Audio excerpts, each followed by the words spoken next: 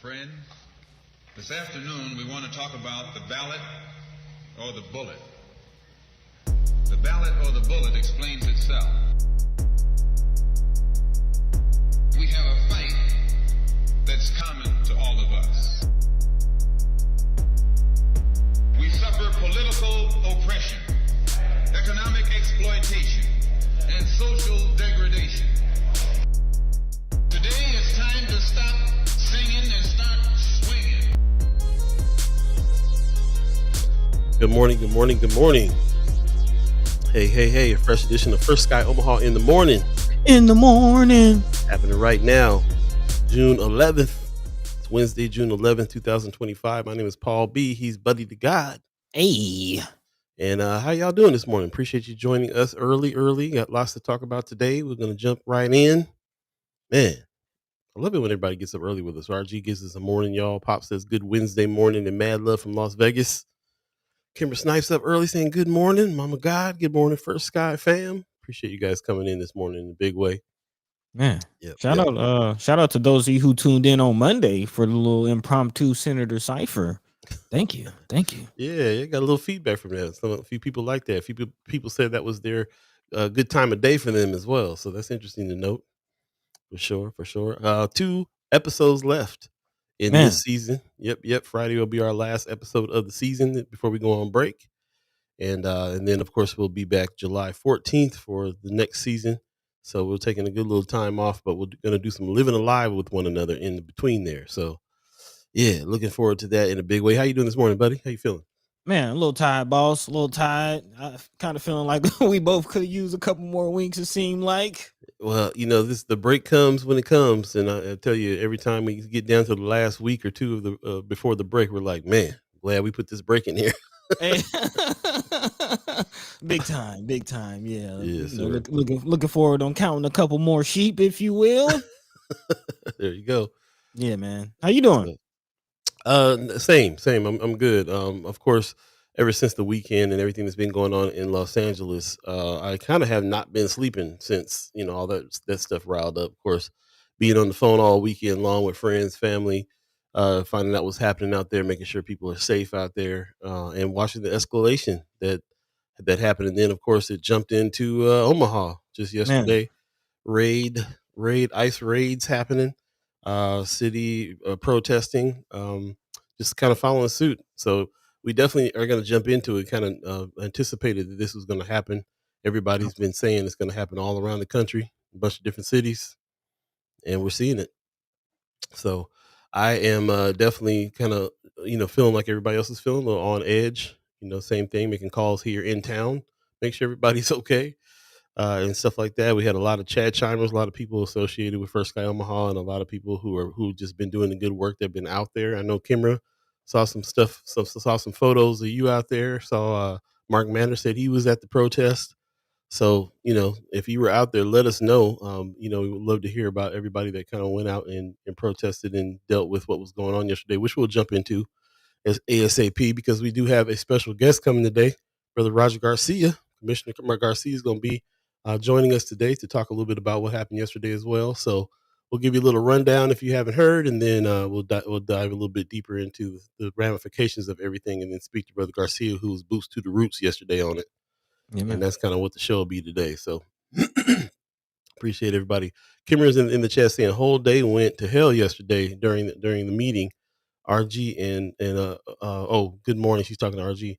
Yeah, that's the other thing we got to talk about is the meeting. We've been saying that all week is that this whole meeting about the Douglas County Sheriff's budget being increased for them to get more jump out squad people together, and there's some folks that went and showed up and showed out and spoke up. So that's definitely something that's on our minds as well. Appreciate you, Kimmer, for always being in the room, taking the notes and all the good stuff. So yeah, man. Yeah, we'll have to definitely jump in and get busy with all of it. So we'll go ahead and just jump into it right away, man, if you don't mind, because got a lot to cover today for sure. Community updates I'll jump into first just to give us a little bit of news. Of course, we got everything going on, and we forget that we got some fun coming up sometimes. So The Omaha Freedom Festival is going down Juneteenth. This is happening on June 14th. This is the daytime activity. So this is face painting, bring the family fun, giveaways, all kinds of stuff going on. Everything is free from noon till 5. Omaha Freedom Fest. We just had brother Calvin Williams on to talk about the journey, the last 5 years of him doing these, and what they've led up to here. So bring the family out, and then of course go ahead and drop the kids off at the babysitter, and come back later on that night for the concert. Silk is going down. It looked like I just missed a call from Brother Williams too. He has some tickets for me, so we'll get some tickets going for Friday. There's some giveaways to some of these concerts and things, but Silk will be here, and then and then some comedians. Bubba Dub, Ha Ha Davis, and Skeet Carter is going to be opening. So this is going to be a great night as well. I highly encourage you to go check these out at the Malcolm X Memorial outside plaza. My experience is that it's been a really, really kind of nice venue to be able to go chill at, and brother Calvin Williams and his team puts a lot into making people comfortable in that space as well. Been doing it for 5 years now, so excuse me. So that's coming up. Definitely check that out. Also, I had where did I put Sherman? Sherman's got a show coming up that I think everybody really needs to be jumping in on too. Where did I put that? There's so many things happening today. I got stuff everywhere. Sherman's event is his live stream that's coming up, so we definitely want to talk about that and have you join that as well. Other Omaha's other voices, Ben Salazar and La Casa del Pueblo, will be co-hosting a Zoom community meeting with North Omaha activist Sherman Wells on Friday, June 13th at 12 p.m. As you can see, there's going to be lots of activity as far as discussions are concerned, and just love the fact that there's the brothers on the south side speaking to the brothers on the north side, like we've been trying to get going this whole time. Man, This meeting will be intended for North and South Omaha residents. However, all are welcome. Again, join the Zoom meeting. This is June 13th, 12 p.m. You can go to First Sky Omaha. The Friends of First Sky Omaha get more information there. Also hit up Sherman Wells to get more information on that as well. So definitely check that out if you can. And yeah, that's kind of what's going on.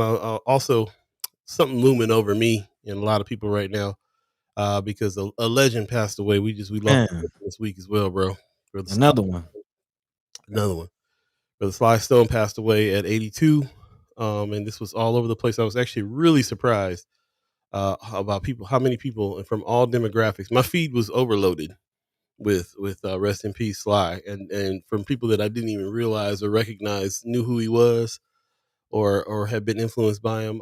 It really was one of those moments where a lot of different factions came together and Mm-hmm. honoring this genius. I posted on my post, if you know me, it's my big three: Prince, Sly, and George. So this was a heavy one for a lot of us. So just wanted to give him an acknowledgement, shout out, rest in peace to George, right here on the show, just as the record.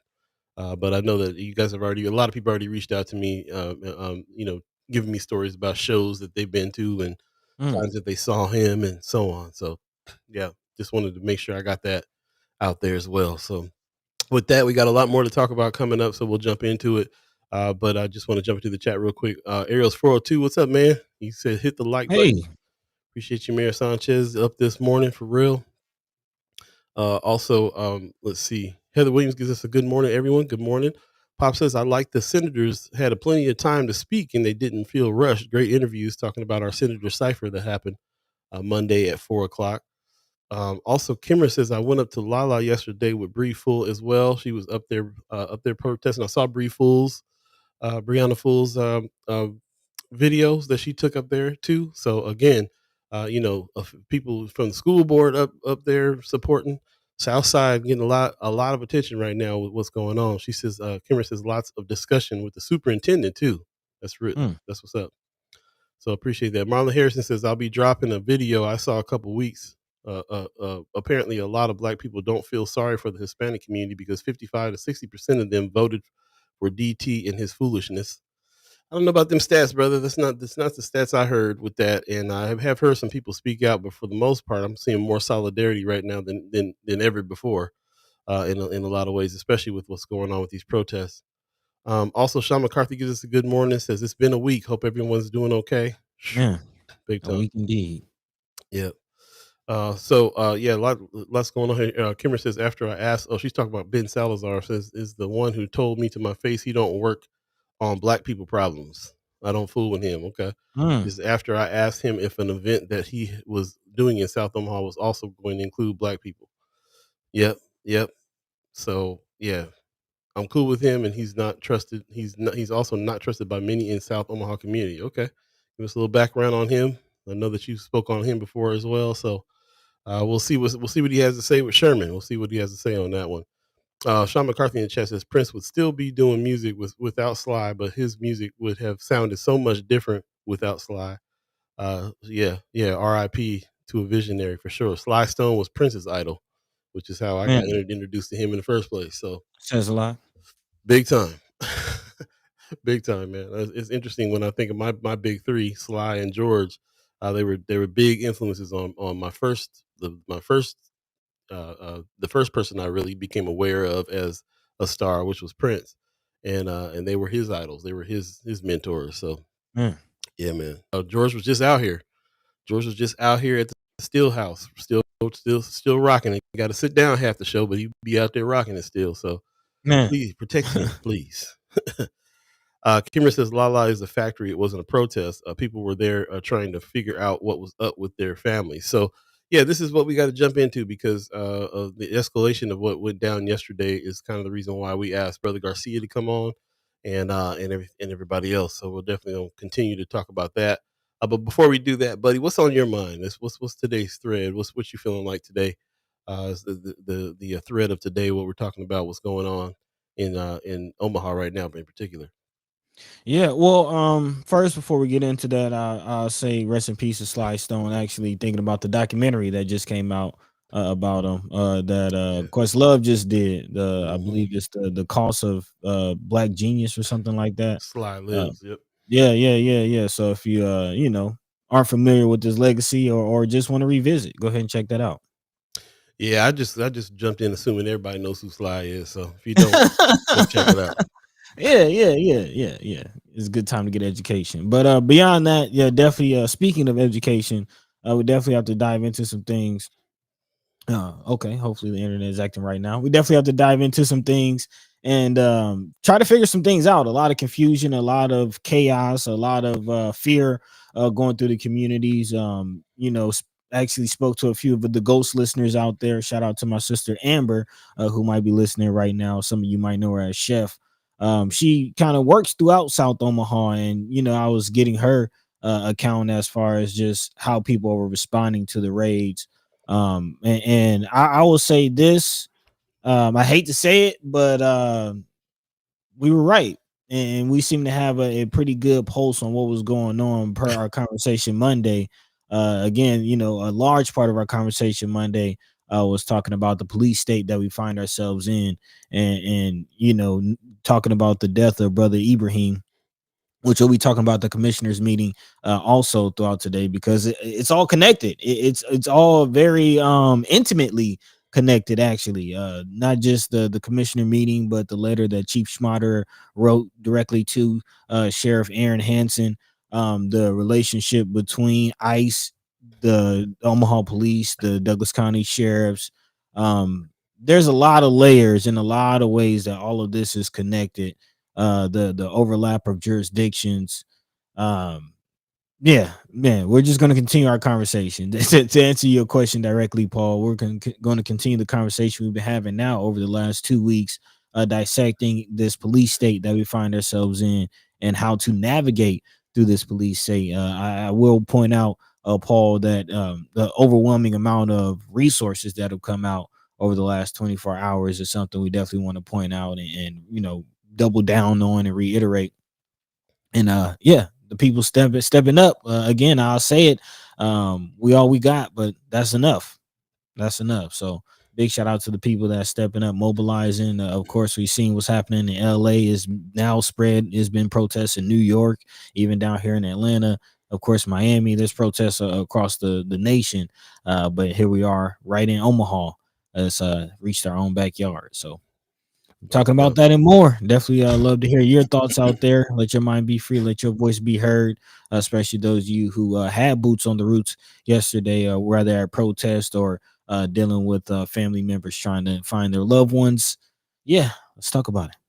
Most definitely. I'm also seeing in the chat from Heather Williams' comment, Stephen Abraham's comment as well. I think that we're always going to have stereotypes, and we're always going to have people that are not in solidarity. We kind of are concentrating on the solidarity part because there's more solidarity going on right now than has been in previous. Of course, there's going to be people that are succumb to the white supremacist beliefs about each other and don't stay solid. But this is really kind of not the time to concentrate on that, as far as I'm concerned. I feel like I'm noticing and seeing more solidarity all the way around. There's a false narrative going on around right now too that black people are kind of stepped back from these protests. We've been out there. We're right out there with folks, and most people are smart enough to understand that this is not. We're one step away from it, from us getting detained and thrown in different countries and all kinds of stuff as well. If they could throw black folks out, they would have done it a long time ago. So they're gearing up for a lot of things that's happening. We don't even speak much about all the concentration camps and things that's being built all over the country, and Man, and how people being thrown in jail is getting ramped up as well. So we all fighting the same fight here on this one, and we can come back to talk about why there's division and separation within the communities because of white supremacy. But right now, I really want to harp on the fact that I'm seeing more solidarity than I've seen in a while, especially with what I witnessed over the weekend, with my calls and my just kind of digging in on what's going on in LA. So we'll definitely talk about it, and we'll hopefully we can kind of stay with that in mind, because I think that's a direction that of course we all need to go. We've been working for Black and Brown solidarity, North and Side solidarity since we started this, and I see a lot of it there. A lot of us definitely were over there doing what we need to do, regardless of any kind of pushback. And I'm also seeing people who may not have been working with us before appreciate that we're there. And so that's also a truth, and that's also something that I definitely want to concentrate on too, along with the truth that you're speaking of too. It does happen, but for right now, I'm seeing a lot more solidarity. So we'll jump into it. We can kind of start from the beginning. Oh, I see Mike Lee in the chat. What's up, man? He said, "Injustice anywhere is the threat to justice everywhere." There it man, is. Yeah, man, man. Good to see you, brother Lee.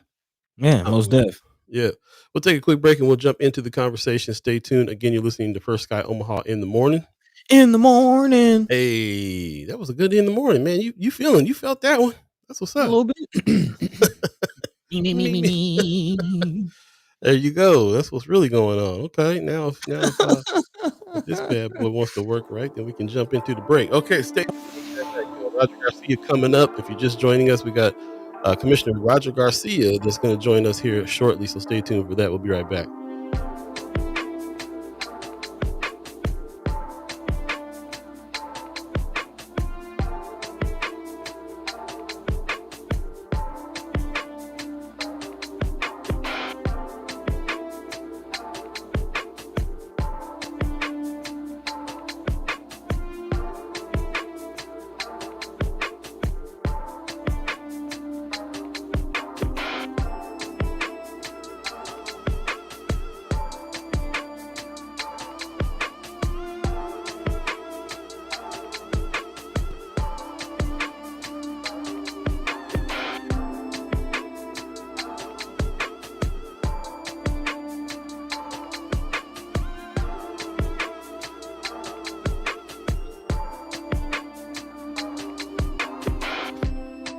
Welcome back. First Sky Omaha in the morning.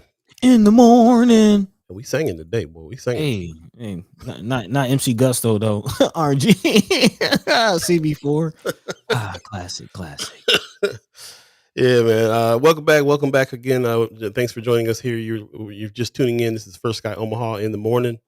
In the morning. This is a fresh edition going down right now on the 11th of June, already getting well into June.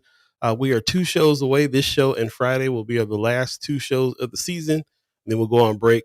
We definitely want you to stay tuned with us, though, via our website, also Friends of First Sky Omaha, the Facebook group page, and some other pages that we're going to launch for the people that aren't on Facebook as well. That's going to be happening over the summer. But we will have Chad Chimers kickback, so we all want to live alive with one another. Buddy will be in town, so we're going to definitely get together. and of course, get ready, get your chops up, get your skills up. Well, else, Kimra Snipes will reign again on the domino table. Ah, Yeah, three-peat. It'll be a three-peat for Kimra Snipes if she wins. So get ready. Get ready for all that. And then, of course, Content Creator Camp as well is coming up. We got some special things, announcements about that as it's shaping up here in just about 3 weeks. It's getting ready to fire up. So we'll talk about that coming up on Friday as we dive into it. But for right now, we're definitely going to dive into this conversation. I kind of wanted to set this conversation up based on what happened in California recently, because there's been escalation up there as well. Of course, you know that there was calls that that ICE was going to go raid all these places in California, which really got everybody riled up, and they went out to protest. Big protests. I know you've been seeing the footage from big protests that's been happening over there. Conflicts. Of course, they threw. So, of course, ops showed up and started vandalizing stuff, which caused people to start getting arrested, and the battle kind of broke out. I always kind of feel like that way. They're plants, as far as I'm concerned, because I've been in yeah. peaceful protests everywhere, and then all of a sudden you'll see people start breaking windows and stuff. You're like, you wasn't with us. You was planted in here to go start that mess so it can escalate. I've seen Andor. No, I'm just playing. And then it was one of them kind of situations where escalation happened. Of course, there's a curfew there now, and then the National Guard got sent in, and we talk about this all the time. People said that Trump was going to be putting the military on the citizens, and this happened. A little bit after his 100 days. He's been in there 150 days, and all of a sudden the military's in the streets. So National Guard got sent out. That escalated, and now he's deploying Marines on the street straight up. So that's happening with curfews going on as well. And Gavin Newsom, the governor of California, came out and gave a speech Hey, condemning all this stuff. Did you hear his speech? man, I heard he told Trump to come find him. Hey, bro, I told you this before before Biden got elected. I told you the Democrats needed to have him run. So You did. You I don't did. know if you saw Gavin Newsom's speech, but it was very presidential, very bold, very clear.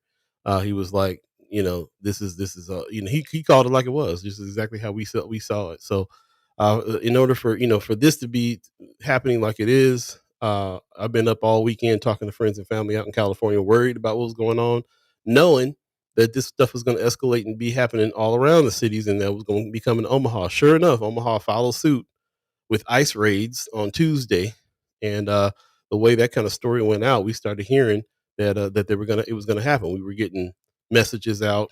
Glen Valley, Lala, JBS, Greater Omaha Packing, and Jay Skinner are now being raided right now. They have lines of buses ready to transport everyone. It looks like they're going for the biggest raid in state history. This shout out to Katie Herder, who put this out, who's Boots to the Roots out there as well. So these messages started floating around because, to me, the thread and the point today is how much everybody mobilized, stepped up, and put out information to try to help each other with all these things going on and come out to protest. So immediately this flyer went up: abolish ICE 72nd and Dodge, of what we call Freedom Corner, based on what happened during Freedom Summer 2020. Freedom Corner, they said, stand in solidarity, immigrant detention and deportation. This call went out. They said, bring signs, friends, bring your voice. And a lot of people showed up. As we mentioned earlier, people from even the Chad Chimers. I saw Mark Manner said he was out there, and it was a huge group. We saw people with cameras out there doing the thing. It was a big deal. So it was a really big deal what was going on. And then we started seeing messages like this, which is super unfortunate. South Omaha Library temporarily closed. Yeah. The library put out messages saying, due to what's going on today, we want to make sure that everybody's safe, so we're closing the library. I mean, when the library has to close because they're afraid that people are going to come in and start detaining folks illegally, masked up, doing so, it's a tragedy.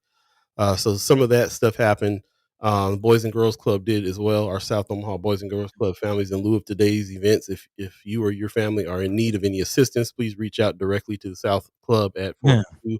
422-733-833. Yeah. So this went out. Of course, the news started coming out. Omaha communities take to the streets, protest immigration raid. We started seeing all kinds of pictures of people out, people flooding out, and of course, it ended up in some conflicts. So there's this picture of some folks that were jumping on the cars to try to stop the cars from going. They kept right on revving through them, so nobody got hurt there. But we're seeing parallel pictures, similar pictures to what's been going on in around the country. Like Buddy mentioned earlier, it's not just LA this is happening. It's happening in DC. It's happening in Atlanta, New York. Mainstream news is not really talking too much about how much is actually going on everywhere. So then, of course, I'm getting calls left and right. Our feed is blowing up left and right. People are doing stuff like this. Shout out to Precious McKesson, who got on live and also put this up. Immigration lawyers in the Omaha area already coming with the resources. Realizing how much First Sky Omaha in the morning is a resource more than a show, because we spread this kind of stuff all the time as well. And friends of First Sky Omaha is where that conversation happens, and people put this kind of stuff there. Also, the ACLU chimed up, know your rights. There's 5 rights here that you can kind of go through and take a look at and get some understanding about where you're at. So I really appreciate that as well. Also, this was floating around here. Pharrell Pearson had this on her page. If you interact with ICE agents at work, ask if you're free to leave. If so, may you calmly walk out. Some steps here that you can do to know your rights and to interact as well in order to try to get the least amount of damage. If they show up at your door, same thing. You do not have to open the door. If you do, stay calm. You have rights. So this started floating around everywhere on everybody's page. And also this one too, with this, I thought was very interesting. This was I forgot who put this up, but this was on Friends of First Sky Omaha and talking about reporting. So, of course, we're all about the citizen journalism, and we want people to be out there with their cameras doing the thing. When reporting information, share as many details as possible to make the message helpful instead of spreading fear. If safe, take pictures. Take pictures to share with your report. So it has an acronym here: salute, size, strength. How many? These are some things to think about when you're reporting this. How many are there confirmed actions, activity? What are they doing? Location, where, be specific with directions. Uniform, clothes, what are they wearing? All the uniforms, and are they in uniforms or regular clothing? We know we've been having a lot of regular plain clothes officers in unmarked cars jumping out. That's been happening a lot, even with ICE raids. Also, the time and date, when, what time, and equipment and weapons. Do they have equipment or weapons on them? What are they driving? Some things to look out for when you're putting this on your feed that you need to pay attention to in order for people to be able to see it. Here's a Spanish version of it. So this is some interesting stuff that's been floating around here to help people be citizen journalists. If you're out there protesting, of course you're caught up in the protest, but you also got your phone out there. You're also documenting what's happening. And so I thought it was interesting that this got posted in Friends of First Sky Omaha in order for people to really understand what it is that you should be looking for. Is basically the who, what, why, when, and where, just like how journalism works. Man. So I like that. Go ahead. No, I'm just saying I like that. Yeah, I thought I was like, man, I can't wait for everybody to see that, because that's a great thing to really kind of pay attention to and just remember in that form of an acronym, and learn it and utilize it everywhere. So that's kind of where we're at. Roger Garcia was out. Commissioner Roger Garcia, put some respect on his name, was out and about yesterday. Boots to the roots there. He was posting, and I got wind that he was doing that. Kind of checked in with him, asked if he wanted to come speak today on the topic of what can we do, because he's been getting a lot of calls as well from people who want to do something and want to help, and so we want to talk about that today for sure. So we appreciate everybody who has been doing that, man. It was sad to see that it was happening in our city. I was sad to see brothers getting handcuffed and having to get escorted out of some places. I mean, it was horrible, but it was also encouraging to see everybody standing up, everybody coming out protesting, and some of the work that was being done in order to battle it. So that's what's happening. This in the chat real quick. Michelle Sheridan, new name here, says no one is illegal on stolen land. Got that right. Big time. Also, seen it happen in Minneapolis, 2020. 2020. Yep, definitely, it's happened in Minneapolis big time now again. Shout out to a lot of Unicorn Riot and a lot of the the kind of alternative news groups that are out there covering that. Marla Harrison says, I know no way I'm saying what ICE is correct, but a lot of black people don't like that the Hispanic community wants our leaders like Ben Crump and Reverend Al Sharpton to come in and rescue them. Yeah, like I said, man, we can focus on a lot of people who want to chime up with some of that negativity, but for the most part, definitely seeing more solidarity right now. Heather Williams says, "I love what Governor Newsom said. Yes, he started his presidential campaign in a good way. That was right. That's for real." Yeah. Marianne Williams says, "I watched a clip of Dr. King somewhere. I read about the freedom of assembly speech today and realized we have not taken the time to reinforce the rights to protect through legislation. Interesting." So we've kind of let that slip away, the freedom to protest, and we know that. I remember the Trump administration was definitely taking steps to be able to halt people from doing a lot of that kind of stuff. So that's unfortunate. So yeah, appreciate everybody that's come through on these subjects here, and had a lot to say about it. And again, I really appreciate everybody that was out there getting busy. I'm not going to be able to go through all of these comments here, but I appreciate everybody with the comments. Go back and check the comments out. Do us a favor, share the show if you're on Facebook. If you're on YouTube, like and subscribe, and go ahead and give people the link so they can come in. We get as many voices in as we can. But highly encourage you to go back and check out all of the chats on YouTube and Facebook that's going on right now. We'll come back to them a little later. But right now it's 7:30. If you believe in the concept of time, and we have our special guest waiting in the wings, we'll go ahead and bring him in. Ladies and gentlemen, Commissioner Roger Garcia is in the house. Good morning. Good morning. How you doing? Hey, good morning. We're hanging in there. Thanks for having me. Thanks for coming and spending the time. I know that you've been a busy man last couple of days. I was worried that you wouldn't be able to come on, so I appreciate that you are, and I appreciate that you got your headphones on and your mic sounds good. And boy, I'm the tech guy here, so I'm just like I'm praying like, oh boy, I hope he got it. You got it. So I love my Bose headphones, so yeah, I got it. appreciate it, man. Well, good morning. Please introduce yourself to our listeners that don't know who you are. Wouldn't imagine a lot of people don't, but was that formality out of the Sure, way? sure.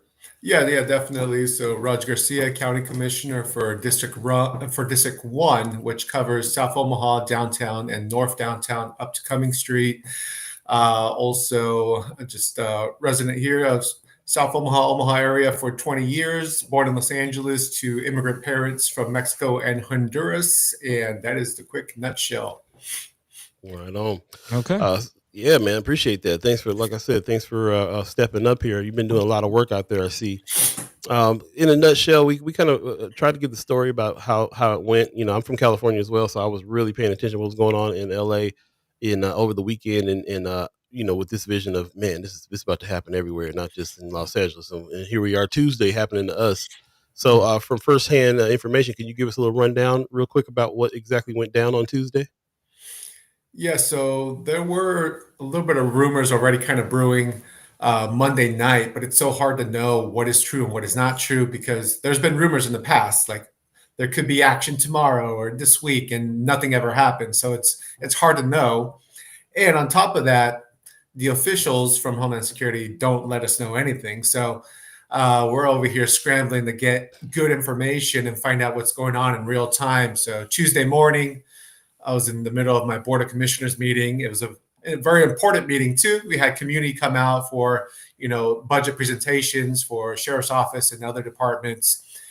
And so I definitely wanted to be there. But at the same time, I started getting, text messages and videos about these vans going down 10th Street in downtown around 9:30 a.m. And then I started getting videos of ICE agents in a meatpacking plant around 10 a.m., 10:15 a.m. So at that point in the middle of my board meeting, I'm like, you know what? Like, I want to be here, but I just can't. I have to go and see what's going on in my community. I have to go see how I can help. One of many people that stepped up yesterday to help out. So throughout the day, we spent time trying to verify what was happening, where ICE was actually raiding and detaining people.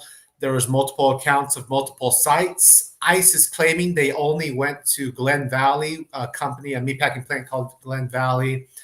But there's still accounts from community members that they saw ICE agents at other locations. There's accounts that ICE tried to go into other companies, but they didn't have a warrant, and that company knew that they couldn't enter without a warrant. So they left after that. So we're trying to still sort through all the stories. There's the official account, and then other accounts we're sorting through as well. Got it. I saw that you were out there with your going live a few times as well. Just trying to. Did you get a good response, good feedback from people that were able to see that and make any kind of moves? I saw that there was a lot of people that chimed up on how to help, or where some resources were. What were some of the resources and things that that were in place for for this type of activity? Anything that you headed up? Yeah, as far as the live streams, I mean, I think people appreciated them because there wasn't much information coming out from anywhere. Like I said, Homeland Security and ICE was not giving us any information.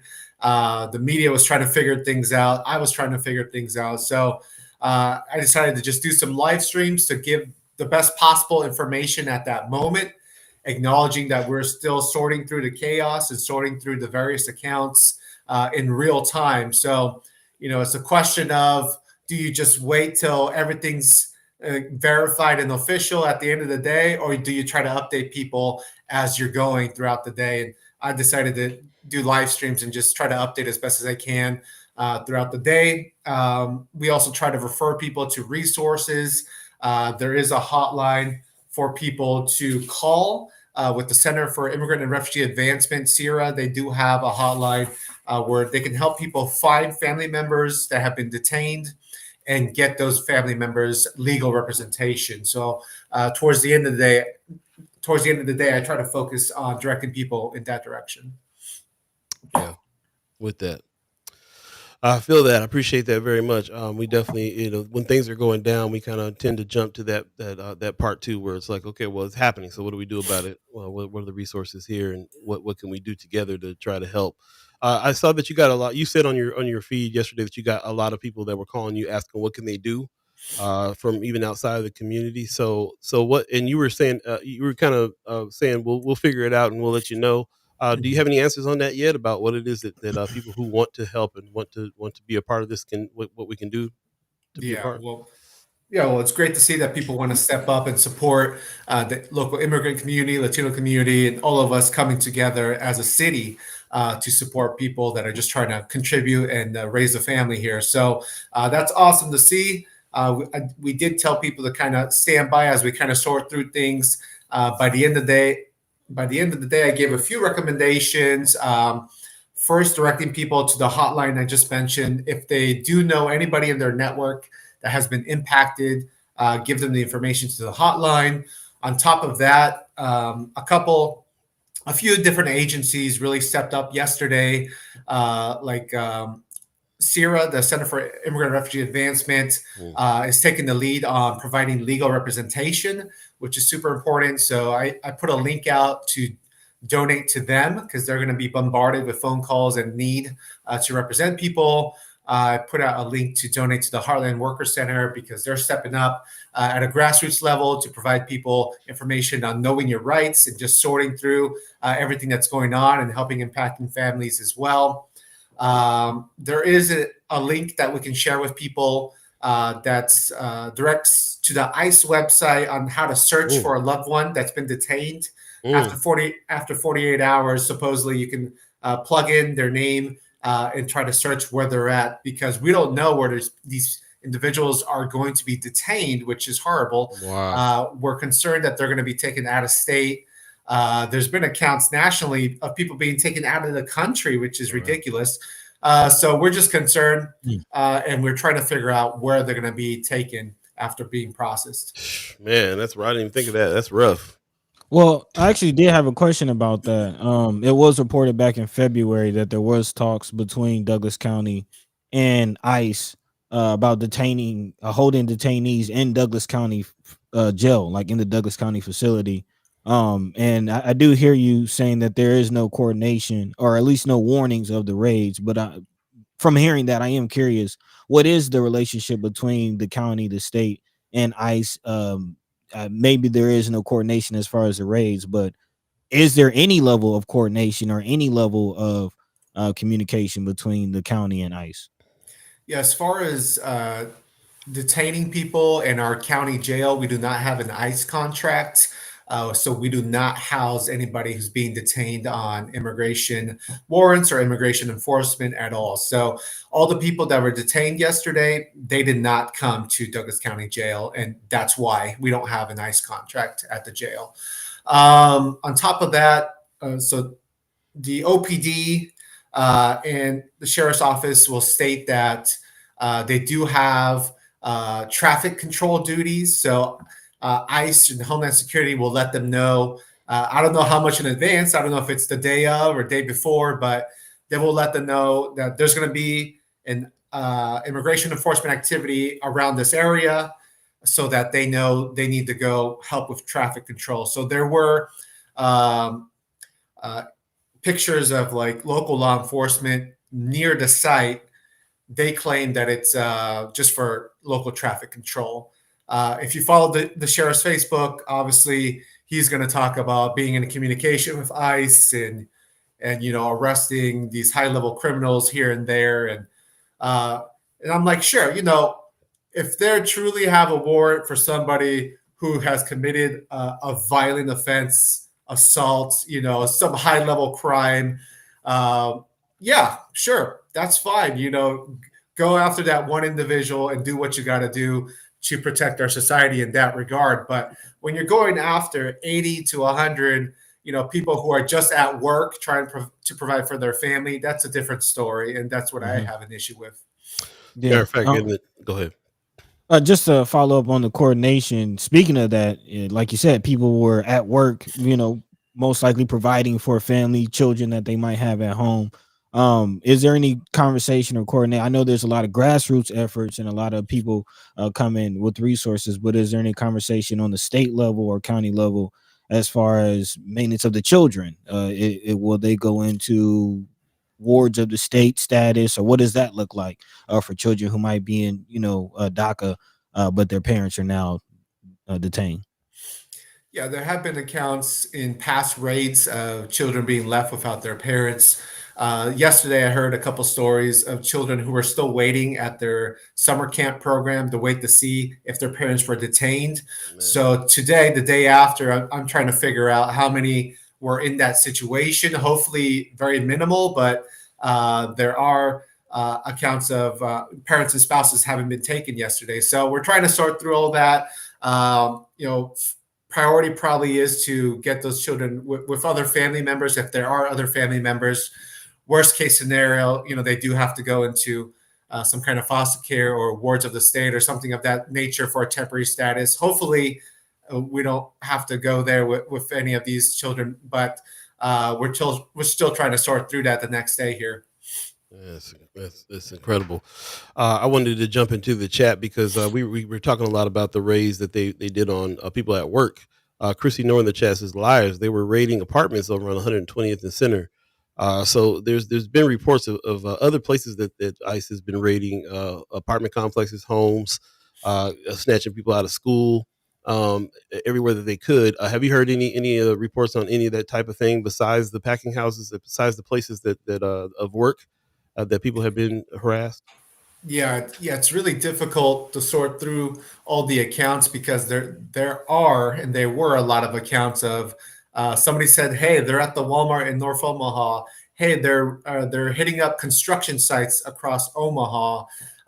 They're at this company called Mariana, and they're at Lala on 72nd Street. And we're still trying to sort through that because some people said, because ICE is saying they were not at Lala, they were only at Glen Valley. But then there's people that said, no, I saw ICE vans at Lala, but maybe they were just staging there while actually doing enforcement elsewhere. Like, we don't know what's true and what's not. It's really hard to sort through all the accounts. But like I said, the official story from ICE is we only did Glen Valley and nothing else. Community accounts have stated that they saw enforcement at other locations or attempts at enforcement at other locations. So yeah, we're trying to sort through all that. It's really difficult to know what's true and what's not at the moment. Yeah, we got people in the chat. Kira Snipes, she was at Lala yesterday. Yeah, we definitely are getting those reports as well. Go ahead, buddy. Sorry. Actually, I'm saying right now, Michelle Moreno says somebody messaged me this morning and said they're going to Omaha Steaks. So Not necessarily confirmed, but as you see, there's whispers about continued raids. Have you heard anything about that continuing today? Yeah, yeah, I did hear potential enforcement today of other locations. Again, it's really hard to know because they don't relay any information to us, which makes our job really difficult here at the local level. And then, of course, people start hearing rumors. And I don't want to dispel rumors because what if it actually happens? Then it's like, oh man, crap. Maybe I should have taken those rumors more seriously and told people not to go to work. So in the past, like I said, there's been rumors and nothing happens. Monday night, there were some rumors and something did happen Tuesday. So at this point, I'm telling people, if you want to be extra safe and cautious, maybe stay home the next day, which is today, Wednesday. See if there's any continued enforcement in Omaha or across Nebraska. Because at this point, we just got to take all the rumors seriously, considering what happened on Tuesday. Yeah. Is there anything you can do as a commissioner, as far as verifying or checking these warrants? I know this is like a federal level, but is there anything you can do as a commissioner? Because we do know that some people have been wrongfully detained and weren't they were actually citizens of the United States and have been detained or mistaken ID. There's many mistakes that have happened. Is there any way you kind of verifying or auditing what is going on? Yeah, we're just trying to educate people on knowing the difference between an administrative warrant and a judicial warrant. So if ICE comes to your door, whether your door is a storefront, a company, or your personal house, if they have an administrative warrant that's just signed by their office, they'll try to say, hey, we want in, but you do not have to honor an administrative warrant because that did not go through a judge. They have to have a judicial warrant signed by a judge to be able to go into the premises. And so many times they'll just show up with an administrative warrant, try to get in. It's very intimidating. You're like, okay, it looks official. I guess go do what you got to do. But we're trying to educate people. It has to be signed by a judge in order for them to be allowed inside. If they don't have that, don't let them in. So that's the kind of education we're trying to do because, as a local government entity, we don't have, of course, power or oversight over the feds or even over judges. But we do have the power to educate our fellow citizens and community members on these technicalities that can work in their favor if they ever encounter ICE agents. We saw that in LA over the weekend for sure. You being from California, you've been paying attention to what's going on in LA and learning from that to anticipate some of this stuff that's happening here. Other that education about the warrants that definitely happen in LA as well. Anything else that you glean from other places that can be a solution for here, or at least a call to get ready for what's coming next? What's your opinion on that?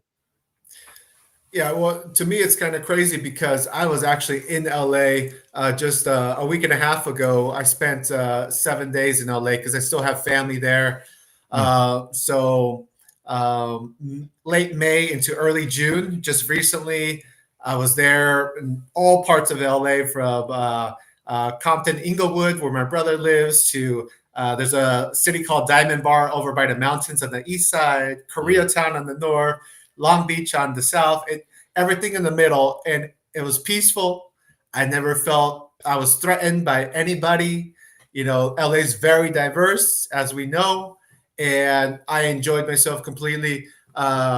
So the fact that just like 3 days after I left, this chaos is created by the presidential administration to try to escalate the situation and start raiding the city, supposedly over multiple days. It's chaos that they're creating. We're called to be peacemakers and not chaos agents. And so, I definitely am obviously against it. I'm hoping that kind of stuff doesn't spread to our city or other cities across the nation. But at this point, we can only start plan for the worst, which is why, there are local nonprofits and community groups that had some plans in place for local response, legal representation, resources, and helping navigate or helping families try to find their loved ones that have been detained. So, other cities can hopefully do their preparations as well in anticipation for the worst, hoping that it never happens. But I guess you got to be ready. We appreciate the work that you're doing out there, man. We'll definitely have to have you back and talk about the progress of this. I'm going to send you a link to our group page called Friends of First Sky Omaha. Anytime you get any information, if you can post it there for us, that's kind of where we keep the conversation going and the news happening as well. It's so funny, man. You started talking about Compton and Inglewood and all these places, because as soon as I said California, I was getting ready to be like, where are you from? You know how we do in Cali, like, Yeah. which hood you from? Yeah. So Yeah. it's encouraging to hear. I feel like you have an advantage because of the fact that you have ties at a place where this is already happening, because we can kind of see the playbook is being they're riding out the playbook here just like they did there. They started with masks yesterday. Whereas in LA they didn't have masks, and it escalated to now law enforcement wearing masks. Well, they jumped out in masks right away yesterday here. So they're following, they're looking too. They're looking and seeing how people are doing it in other places. So we appreciate you, man. We're running short on time, but like I said, we'll definitely have you back and talk about the progress here. Before we go, buddy. Yep. I saw you wheels turning already. Go ahead. Yep. Just one last question, because again, all of this is happening in the backdrop of some other conversations that we're having with the community, and you were actually in the middle of a very important meeting when this broke, and you had to, of course, address this issue. So you were not able to vote, just to be clear, talking about, of course, the Douglas County Sheriff's budget meeting that was happening yesterday. Community members are speaking out. Of course, you had to leave. So I'm guessing that means you did not get to vote. And if that's the case, what is the next steps for that situation as well? Yeah, so before the presentation started yesterday, and I was still there at that moment, I did explain to the audience kind of the budget process that's the same every year. So right now in June is when we're doing presentations for those departments that are coming in over target. So we allowed departments to grow by 3%, just like for cost of living increases, union negotiation stuff.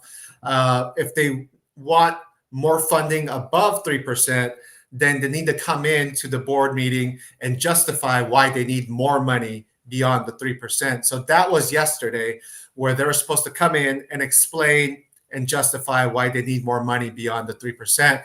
So this presentation in June, it's not a vote yet. Okay. In July is when the actual budget for all departments are voted on. And then in September is when the tax levy is set. So yesterday was presentation only, but of course we wanted to hear from the department, from the public.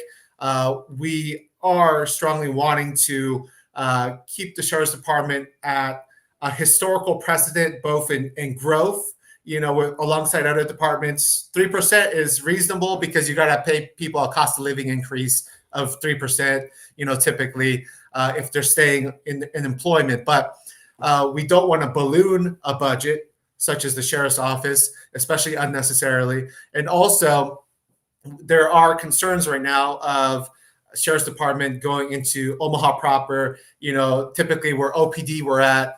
And I understand my colleague, the sheriff, will say, we have jurisdiction across the whole county. Like, I get it. However, do we need to be in North Omaha at 2:30 a.m.? Like, is that a necessity?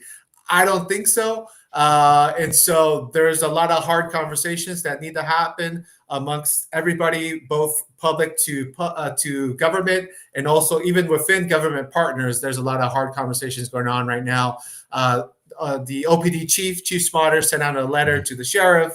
A lot of people have seen that. So, there's a lot to sort through. So that's kind of where things are at the moment. Okay. Appreciate that answer. Do you have any issues? Have you guys had? We haven't heard anything about jump out squads on the south side like they do in the north side. But are you guys seeing any of that kind of stuff too, where there's unmarked cars rolling around the south side and messing with folks? What kind of issues have you had with the Sheriff's Department on the south side? Mm-hmm. Yeah, as far as like unmarked cars, I'm sure they're there because I think we'll all see. Yeah, how do you know? Right? Yeah, those I always see a car like, kind of looks like a cop right there, but I'm not sure. But yeah, we haven't had like jump out incidents, so to speak. But the sheriff's department has definitely been on L Street and 13th Street in the past doing like speed enforcement. But even with that, it's like, do they need to be there? Because the historical precedent is that the sheriff's department covers unincorporated Western Douglas County, and they covered the courthouse, and the judges, which is all fine. That precedent has been there for 100 years. Yeah. Now it's just there's a little bit of tension with stuff beyond that, So that's what we're trying to sort through. I'm gonna leave you with a question to contemplate from Kimra Snipes. I know you gotta know who she is. She's our Southside writer around here. So she says, can we bring back public comments on non-agenda items? I would love to see that happen. Just something to leave you with to think about being a part of on that one. So yeah, I appreciate you joining us today. I definitely can see that we need to have you back and continue some of this conversation, because I really want to get into a lot of the things that Kimra Snipes always talks about over there too. We talk about the different sides and the majority of people that are on those sides, but our Black community spans throughout all of Omaha, including South Omaha, and we have brothers and sisters everywhere, and also some talk about some solidarity, because when we started this show, that was really what we were on, man. We call it the East Side because of Kimra Snipes. Yeah. It's not even North and South separation. So we want to talk about a lot of that. Earlier in the chat, they were talking about people that were separated. We also want to really promote some solidarity too. So maybe we'll have you back and talk about some of the things we can do to get more intertwined in order to be able to have each other's back on a lot of this stuff. Mm-hmm. So yeah, for sure. I appreciate that. Happy to come back. Sounds good, man. Appreciate your visit, brother. All right. Thank you so much. Y'all have a good one. Talk to you too. Soon. Peace. All right. Some good information from him. I'm definitely glad that we had him on and to continue this. I see you guys in the chat, man. I appreciate everybody that jumped in. Dave Pontos in the chat saying, good morning, friends. I feel that. Jaquila Yarbrough in the chat. Good morning. She says, I spoke to Roger about public comment on no agenda items before the vote and was surprised that it passed, since only 3 of us consistently showed up. Interesting. Okay. Mm-hmm. Inside information from people who got boots to the roots, man. I appreciate everybody in there. Clarice Jackson in the chat as well. So I appreciate the feedback. Michelle Moreno, Callie Love, always straight up. Clarice Jackson giving us a good morning. Appreciate that. Courageous Monsieur, Nebraska Appleseed just shared examples of warrants on their FB. Okay. Interesting.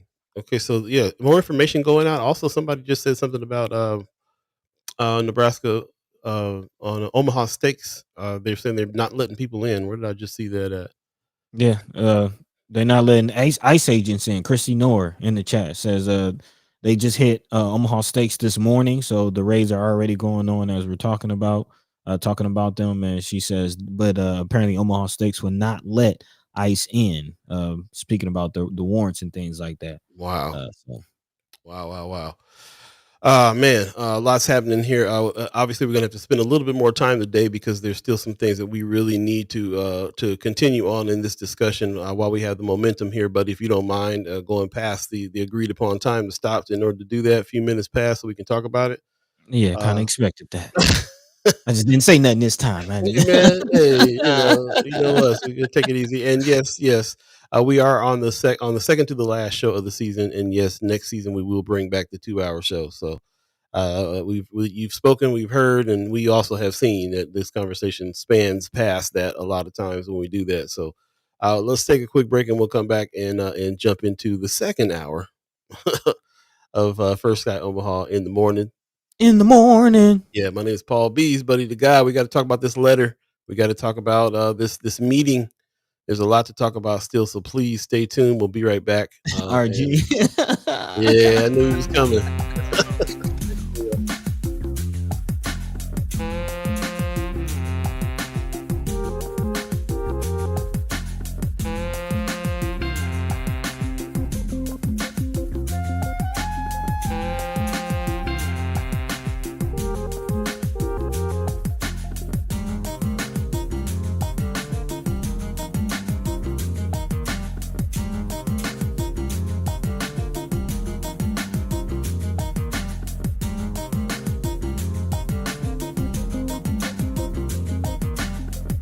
Celebrate 5 years of the Omaha Freedom Festival. honoring Juneteenth by uplifting North Omaha. Enjoy free family-friendly activities with music, art, storytelling, and vital resources. It all starts June 14th, noon to 5 p.m. at the Malcolm X Outdoor Event Plaza. Download your free daytime ticket now at omahafreedomfestival.com. For more information, call 531-772-0842. Join us to honor history, embrace culture, and empower our community. Get ready, Omaha! Celebrate the 5th anniversary of the Omaha Freedom Festival, a love and laughter event. Enjoy live music by platinum R&B group Silk. Comedians HaHa Davis, Bubba Dub, and Skeet Carter vibe with DJ Chain. Hosted by Kenny Howell and Josh Jones. June 14th at the Malcolm X Outdoor Event Center in Omaha. Tickets available at omahafreedomfestival.com or in person at LaFleur's Fashion. Omaha Freedom Festival, 5 years empowering North Omaha. Shout out to the Omaha Freedom Festival, man. We had Calvin Williams on last week just to talk about the Freedom Festival coming up. I definitely hope that you get your tickets and go and come on through Saturday the 14th. It's going down, man. We're going to have a great time. So appreciate it. I see you, RG. Nope, not yet. I think I've just found a way to be able to do kind of a on-demand type of situation so we can go ahead and get those 3X shirts out. Appreciate you asking about them again. Jahi Shabazz in the chat saying the timing of the ICE raids was used to interrupt the budget meeting and the press conference against the sheriff's budget. Interesting. It is very interesting. It is very interesting. Yeah. And you know, while we just spoke to a commissioner, I do wonder how much coordination, as he mentioned, you know, there was some talk between sheriffs and Omaha police about helping ICE with traffic control. But, you know, I do wonder to what level was there coordination. You know, maybe sheriff's office. I can see Sheriff Hansen say, hey, you might want to think about kicking things off at this time. There's something going on. Trying to block my money. Man. Get your hand out of my pocket. Man. Yeah, man. For those of you just joining us, we are in the second hour now of First Sky Omaha in the morning. Second to the last show of the season, but there's been so much that's gone on this this past couple of days. Of course, if you're just joining us, we're talking about that meeting that happened, the budget meeting. We just had Brother Garcia on that Commissioner Garcia, put some respect on his name, that just said, this was a presentation that was there. You not missing any opportunities to speak out. We definitely saw some folks speak out. As a matter of fact, Brother Jahi Shabazz, you were in there speaking as well. We got to see your piece right before we started the show and what it is that you had to say. Very encouraging to hear you speak on that. I hope that moves some people as well. We appreciate you being there. He says Douglas County Sheriff was coordinating with ICE and Aaron Hansen went out of town. This is very interesting as well. Yep. Also, Judy Prinz in the chat says, and the day after Ewing took office and Mean Gene said Omaha is blue. I didn't hear Mean Gene say Omaha is blue. That's interesting. I have to dig into that a little bit, man. That's crazy. I do think it's the timing about Brother Ewing coming in. It was very important as well with these things happening. He was ready for it though. Brother Ewing came in ready. As a matter of fact, he put a statement out following the ICE raid saying Omaha Police Department policy is not, and I repeat, is not to determine the immigration status of an individual. Our Omaha police officers do not and will not seek individuals to check their legal status. OPD was on scene today to assist the traffic control and public safety in areas near their operations. So he's speaking on OPD. Mm-hmm. So OPD the same as ICE?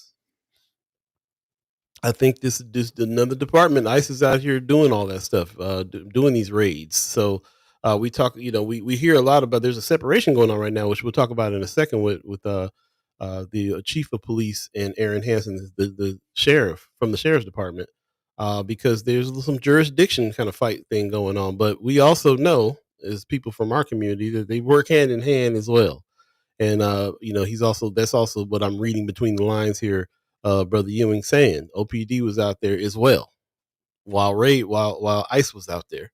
OPD wasn't going along with ICE raids, but they were directing traffic and probably arresting folks that was vandalizing or whatever the deal, which is what we saw too in Los Angeles. So again, we'll pick up here where we left off. As a matter of fact, I'll let Buddy take the lead on picking this up.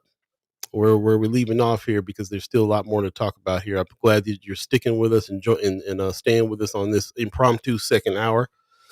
We didn't plan on this, but there is so much to talk about here because of what's just happened those last couple of days that we needed to stay on to get into it. So, what say you, buddy? What's on your mind about this? Yeah, it is very interesting, this whole situation. We do know that, there are reports of Trump intentionally targeting Democratic led cities. So we do know that there is that, as you mentioned. Um, now our new mayor Ewing has doubled down, and I'm glad I did get to ask that question of Commissioner Roger Garcia, because Me I too. did, as far as the coordination between the county and ICE, because that is a big question, whether or not there will be, what level of corporation there will be. And there is a report from WOWT, while not only Dodge, but Sarpy, Washington, Saunders, and Lancaster counties all do not have a current agreement with ICE. Apparently, Pottawatomie County does, in Iowa. So anyone in Council Bluffs, right across the right across the river, right down the road, if you will, you may want to be vigilant as well. I do know we have some chat chimers out in the Council Bluffs area, so you might want to think about that and continue to share some of these resources. But yeah, the question of this police state is where the conversation is picking up, this whole idea of law and order and how far this will go. And although, it's not the same forces between Omaha police, the sheriffs, and ICE, sometimes it is kind of the same mentality, as far as just the oppressive force, the aggression in which policing is being done. And that was the topic of the Douglas County commission meeting. It's again, this um budget that's being questioned, under attack. And again, I do appreciate the comments from Commissioner Garcia. Kind of, gives you a little hope that maybe there will be some cooler heads that prevail and some common sense that goes into this decision. I believe he said the actual vote will happen in July, as far as whether or not this will go through. So we'll definitely continue to keep the gas on that one, in regards to that, and continue to keep our eyes on the relationship between, as you mentioned, the Omaha Police and the Sheriff's Office. This letter that it doesn't seem like this was supposed to be out for public consumption. That this letter was directed directly to Sheriff Aaron Hansen. So very, very interesting dynamic that's playing out. We kind of all expected it, but to see it in black and white per se is very, very interesting. Again, for those of you who haven't seen it, the letter is swirling around on social media. But what jumps out to me is the recognition of Chief Schmaderer and how this latest issue has impacted, the relationship between police and the community. He says, now, however, given the initial handling of the recent DCSO deputy involved shooting, community relations are tense and have taken a negative turn, right or wrong, causing further problems, as the community has taken great issue with you personally. Again, speaking directly to Aaron Hansen, citing your track record and media propensity as a reason for their mistrust. The reality is that damage is also being done to all law enforcement community relations that will be irreparable unless meaningful action is taken. I cannot and will not let decades of work that we have built with the community be compromised in the interest of assisting me with community relations. I urge the following. He says, please inform OPD when your special operations group is operating in Omaha.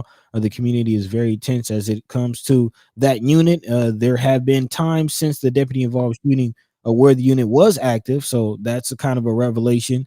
Again, Chief Schmaderer is admitting that since the shooting, there has been other times where the special operations unit is still active in the community. And he says, and OPD was not aware. So again, this lack of coordination is continuing. He says members of North Omaha community have demanded to understand why deputies were operating in North Omaha when the shooting occurred. OPD did not have knowledge of the surveillance operation. In addition, it is left to repair the damaged community relations in the wake. So again, clearly, sheriff's office is stepping on the toes of Omaha Police Department, and kind of leaving Omaha Police to clean it up as the sheriff's office continue their covert operations. But here we are. A lot of chaos, a lot of confusion, and the community in the middle trying to figure it out. Like Prince said, chaos and disorder. Yeah. Interesting to me. Also, the letter continued on talking about the recently terminated OPD officer that the sheriff hired back into the sheriff's Mhm. office. He denounced that as well. I'm really kind of interesting. Yeah, I think this letter was not supposed to be. There was, I think it went directly to him. It wasn't supposed to be out for the public, but it is. We can see it, and what comes to mind for me is that 360 meeting where all that heat happened with Brother Sherman Wells, Man. Brother Jahi Shabazz. I feel when I think about the Brother Shabazz in Schmatter's face saying you need to hire civilized law enforcement officers, and you kind of see Schmatter's head, nodding back and forth. I kind of feel like they felt the pressure that day enough for them to be like, we gotta go ahead and say something about this sheriff's department and put this letter out after that. I felt like that was probably a factor in the reason why this letter was put out. On the second page of the letter, he kind of went on to talk about he said, "Listen, I need you to quit speaking on behalf of Omaha. You're not the spokesperson on city matters." He Man. says, "Since you've been an officer, you've made numerous statements and commentary in traditional and social media concerning homeless encampments within the city, speed enforcements within the city, contracting to provide DCSO services within the city, and about crimes that have occurred in Omaha. It's like, while we appreciate the partnership, the media attention has been overkill, unproductive, and has led to confusion in the public as to who is responsible for these matters." Mm. He says the confusion and frustration have been bubbling up for a couple of years, such that now it has reached a tipping point, given the recent deputy involved shooting. Sheriff, Schmatter feeling the pressure there of the shooting that's happened in his jurisdiction on his watch as well, and feeling like this has been ramped up. Aaron Hansen has been speaking out a lot on it, and kind of like, you're not the dude that needs to go around telling people about about our performance out here in the place that we're policing. So I think that's interesting. He says, in addition, there's been instances where you have publicly commented in the media about sensitive law enforcement operations affecting Omaha and has provided information that should not have been discussed. Mm. So Hanson's out here spilling the beans on operations, Stepping on toes, cramping stepping on styles. toes, bro. I find it interesting too. The last part of the letter that he wrote, he's like, "I am saddened to have to write this letter, but the circumstances you have put in motion have forced the city's hand. Again, no one is criticizing the deputies who work for DCSO. I am simply requesting that you adhere to the points in question." And I just really think that it's interesting that this letter is out, really kind of showing what's going on and then feeling the pressure. Shout out to Jahi Shabazz, everybody who went to those meetings. And so, yeah, I really think that that's crazy. But, you got to remember, it's easy to read this and understand where Chief Smotter is coming from. But, Yeah. like Kimmer said, I think it's crazy how OPD got a lot to say about the deputy killing of black man, but be hella mute when they do it. It's a great point. It's a great point. And I mean, I think that is the point. It's like we trying to, manage our own damage, and here you are messing up the spot. And what really jumps out to me from this, kind of going along with Sister Judy Prisler is saying, she says he dressed Hanson down. In the letter, he says, simply put, OPD can handle the policing needs of Omaha and will call upon other agencies to assist when needed. When needed. In so many words, told him to take a seat. Told him to keep your hands in my pocket, bro. I got this. Man. So yeah, there's definitely some tension, if you will, between Omaha Police and Sheriff's Department, and again, the lack of coordination is an issue. But where the coordination, I think, it is happening is this coordination between that meeting, like the brother said earlier, bro. That meeting, it's really interesting that ICE did its raids while that happened.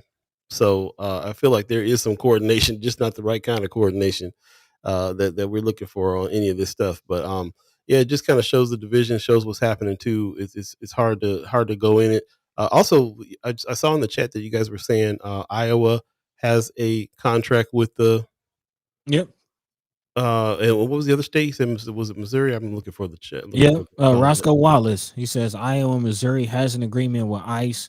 Mama God also says Iowa's all in with Trump, full stop. Well, I thought that was pretty interesting because and of course I can't find the tag I'm looking for real quick. Give me a second here because there's something that I pulled that I thought was really interesting about that. It was the Glendale in Glendale. Another again an example from L.A. Example from California. City of Glendale. After careful consideration, the city of Glendale has decided to end its agreement with U.S. Homeland Security ICE to house federal immigration detainees. This local decision reflects our core values: public safety, transparency, and community trust. I thought it was interesting that there was a city that decided to end their agreement with ICE because of what was going on, which means that that can happen. So, can our city end its agreement?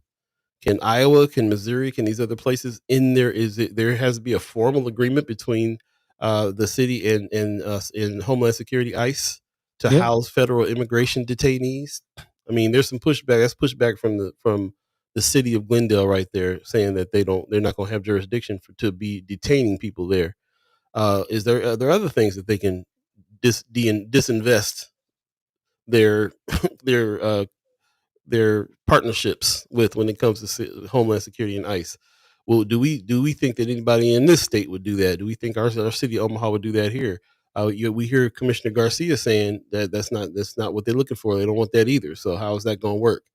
Where does ICE get? I've been wondering, like all of this whole time, where is ICE getting this jurisdiction to do most of? They seem like they're an entity on their own, doing what they feel like doing. Yeah, it's customs. It's the Federal Customs Agency, Homeland Security, which is part of a whole nother conversation itself. Tied to 9/11 and the ghost hunt for weapons of mass destruction, and we want to get down that rabbit hole. But yeah, this is where ICE is coming from. Is Homeland Security.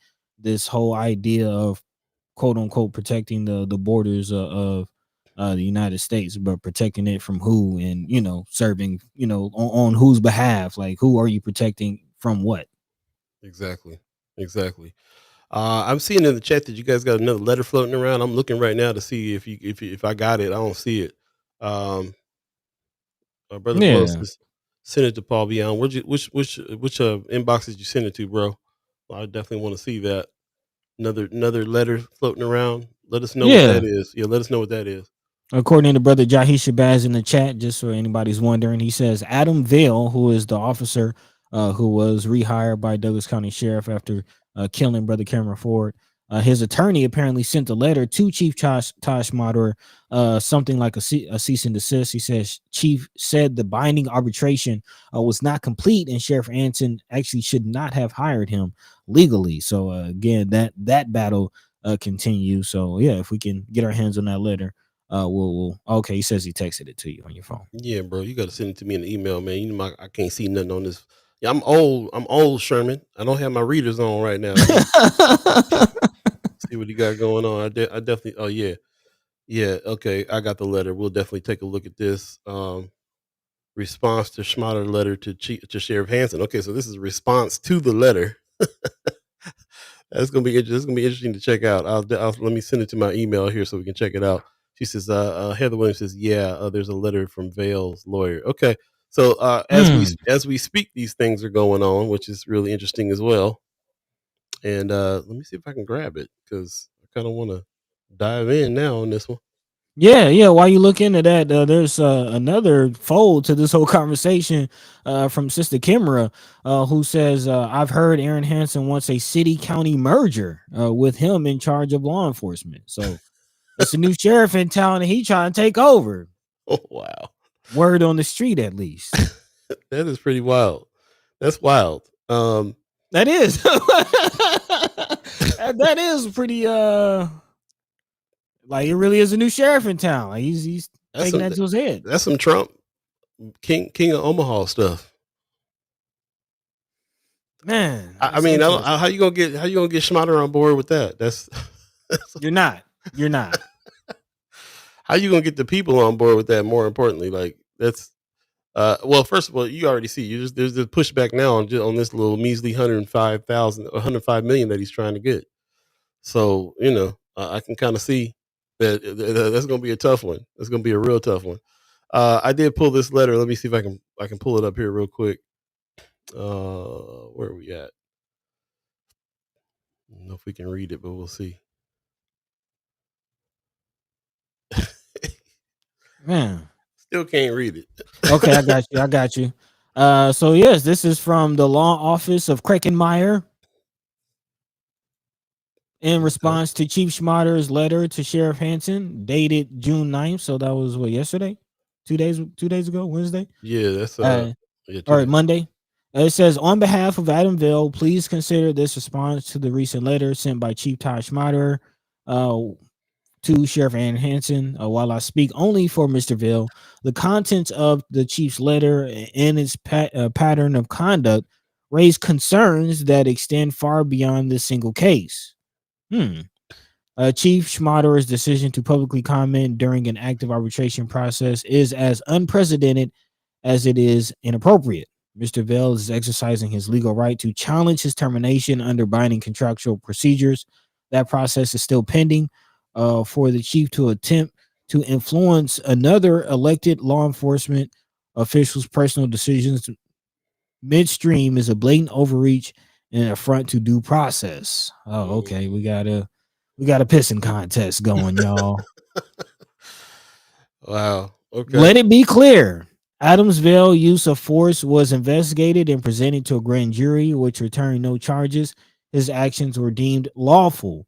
The chief's refusal to acknowledge this fact in a letter he undoubtedly knew would become public is intentional and misleading. Even more concerning, I believe the letter does more to inflame the public and damage community trust than it does to help it, thus placing officers and Mr. Ville at increased personal risk. Oh, not his decision to kill somebody.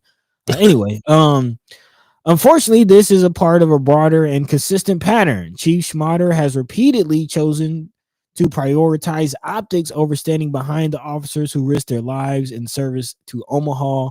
He has shown little interest in supporting officers or their families when it matters most.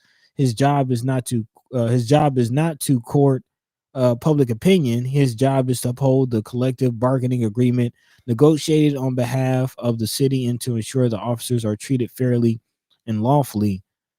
That's interesting. Yeah, it's interesting. Your job is to protect the cops, not the people. That's what I'm saying.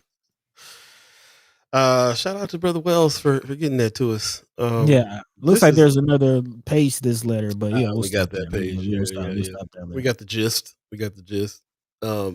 RG says, I bet Don Klein has his fingerprints all up in that. Ooh, tell it.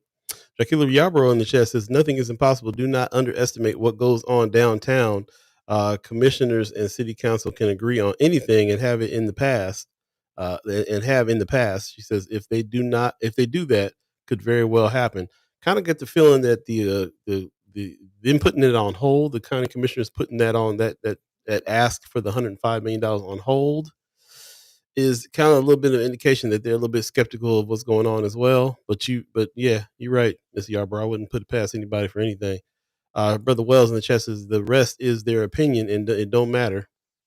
The rest of that letter there. Also, Mama God is saying Elon and Trump 2.0 governance is straight up schoolyard antics anymore. Feel that. Also, Kimber says he low key talking about the Chiefs' relationship with the Empowerment Network. Interesting. Interesting. In the Chiefs' letter, he didn't mention them by name, but he did mention the communication between the community and the police department that has been building over the last decade, which of course is meaning the Empowerment Network as well. So, interesting that they keep bringing that up. They keep bringing our community up, or undermining things that's happening with our trust and our stuff with our community. We did all this work to be cool with the black side of town. So now you're gonna come and mess things up for us, as if that communication didn't need some help in the first place as well. So that's what's up. Trevor said Hanson think he's Woody from Toy Story. Man, I appreciate it. Also, new name in the chat. I haven't seen a writer. Crystal says it would be interesting to see if there is some relation on communities that end the relationship with ICE.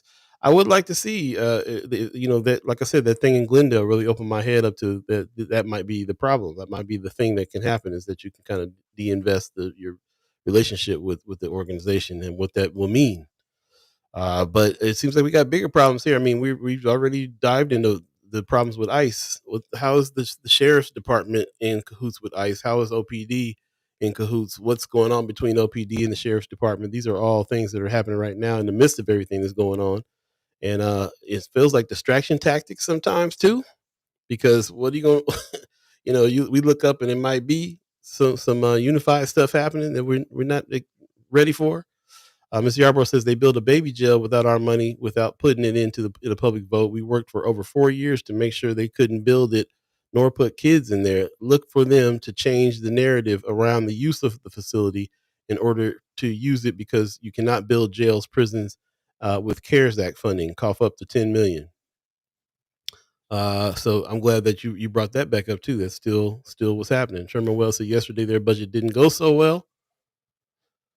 Unfortunately, the relationship with Empowerment Network is not a reflection of the relationship with the actual community. This is this is part of it. I don't know, bro. I push back a little bit on that, because I think that when the actual community is going to entail a little bit more than we are sometimes saying. I know that we got our solid, regular group of folks that we talk about, but I think the community expands past that too. I think the Empowerment Network has done some good with some parts of the Black community. But no, I don't think it's reflective of the whole Black community by any means. I agree with you on that. Also, Jahi Shabad is commenting there too, said Empowerment Network and all nonprofits will not be allowed to be public relations damage for any law enforcement after they murder us. We have nonprofit hustlers receiving checks from law enforcement, and they will all be exposed. Okay, I would definitely like to see that. But I would say, yes, I don't think that anybody needs to be jumping in front, be riding for the cops that way. Be jumping in front of when they're killing the babies. Anybody that's trying to jump in front there, that is going to be something that gets checked, because that's not, that ain't the thing to do. So I hope that that's what's happening. I hope that we're misinterpreting what's actually really going on. But we'll see. We will see, because we're not above holding. We got to all hold each other accountable as well. And that's just the bottom line on that. It is 8:26 right now. If you believe in the concept of time, I did want to mention what we were talking about earlier when it came to some of this stuff, because we got to get to the conversation about some solidarity and what we can do, how we tie all these things together and all come together and help each other as well. Earlier, you guys were talking about my algorithm, what I'm seeing as far as people talking a bunch of mess out here. Definitely, my algorithm includes, well, first of all, my algorithm is shaped more with people who are actually out boots to the roots doing the work and trying to have some solidarity. Of course, I see on the side many people that are talking a bunch of junk. I don't really like to give them a whole bunch of energy on that, though. They can do that if they want to, but I'm really concentrating on that part of it, because we're not going to get anywhere without some kind of solidarity on all of it. And that starts with us and our people first, but it also includes other people that are also being oppressed by the same forces. Figure out who the real enemy is here and do something about that. So I'm going to continue to ride on that, because it is the case. We both are the case. Both are true. There are people in our own community that are joking, don't care about any of this stuff happening. There are also people in our community like Kimber Snipes and Brianna Full that are out on the street with the people. Trying to make some kind of difference. Tamika Renee is another one. She says, my only concern with not agreeing to house the detained locally is that those individuals would have the opportunity for a hearing based on the over 2-year residency rule. Interesting. She says, I don't know any nonprofits that are jumping in front of law enforcement issues. Yeah, that's one of the statements I've been seeing the brothers make these statements about that, and I kind of like, yeah, let's figure out how that's happening. If there's some exposure there, if they are getting paid under the table or something like that, it's yet to be seen. We'll see. You brothers are on it. Let us know. So let's try to get going. RG, let me tell you, about half of my vocabulary is quoting Rage Against the Machine lyrics. So yeah, most likely. So anyway, yeah, so there we are, and I appreciate you guys jumping in with your comments on these things too. Lots to talk about here. I kind of wanted to jump a little bit more into the meeting that went down, because as you can see, there were people that came and spoke up. I'm glad to know what kind of meeting it was. We saw brother Robert Penn, brother Jahi say Omaha, Nebraska addresses the county commissioners about sheriff's budget with over 15 deputies in the room. I didn't grab the video of this, but I just saw it right before we got on. But I heard a little bit of it, and man, came with the power, came with letting them know what's happening. I love the fact that you spoke up the way that you spoke up there. He's in the chat right now saying tragedy is a mother of new directions of black and brown. Neither you like politically and economically. Maybe I missed another part of your thing there. I'm not sure what you're saying. But I did find another video of somebody else. As a matter of fact, Sherman Wells on his page, he put a video up that I'm going to try to share because definitely think that it was a very powerful message here. And I'm not sure. I'm going to try this screen saver, but I'm not sure it's going to work. We'll see. But I thought it was a very powerful testimony this young lady gave that Sherman put up. And let me see if I can get it. Let me know if you can hear it when it plays. I guess I just wanted to, also say that I strongly oppose the Special Operations Unit grant being considered for the DCSO. And I urge you not to accept the request for increased funding for the next fiscal year, at least until Sheriff Hansen's trigger-happy deputies can do their jobs without escalating situations and murdering black teenagers. The murder of J.I. was unacceptable, inexcusable, and deeply traumatic for the residents of our county and beyond.